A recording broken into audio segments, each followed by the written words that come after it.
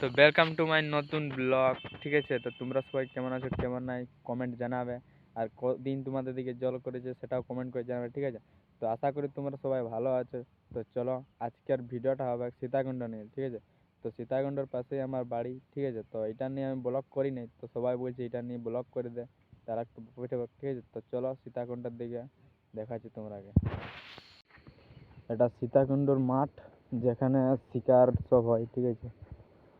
আর ওদেরটা বড় বানটা আছে, এটা আমরা চান টান করি। এটা অযোধ্যার দিকে যাওয়ার রাস্তা। আর এই সাইডে রিসোর্ট হয়েছে অনেকগুলো, এখন আলে দেখতে পাই যাবে তোমরা কেমন ভিউটা আছে। তো চলো সীতাকুণ্ডের পাশে যাই, দেখাচ্ছি তোমাকে।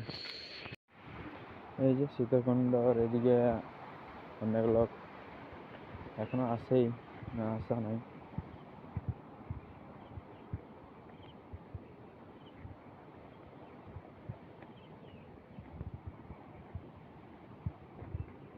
অনেক কাদা হয়ে যাচ্ছে জলে।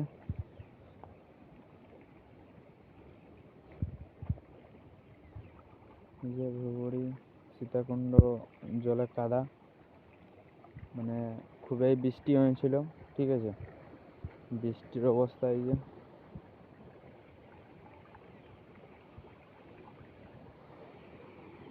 আর এটাও এখানে ঝর্ণার মতন ভিউটা ভালো লাগে, বাঁধের নিচটা, ঠিক আছে। তো 3 দিন জল করেছিল, শরীরটা ঠিক নেই, ঠিক আছে। 3 দিন জল করেছে, 3 দিনে শরীর খারাপ হয়ে যাচ্ছে আমার।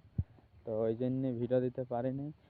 আর আরেকটা কারণ যেটা আছে, যে ঘরের থেকে বৃষ্টির জন্য বাসাতে পারিনি। তো তোমাদের দিকে কেমন বৃষ্টি হয়েছিল সেটা কমেন্ট করে জানাবে, ঠিক আছে। আর এটা রিসোর্ট আছে বুড়বুড়ির সাইডে, আর জন্দিক যাচ্ছি সেদিকে আমার ঘর আছে, ঠিক আছে।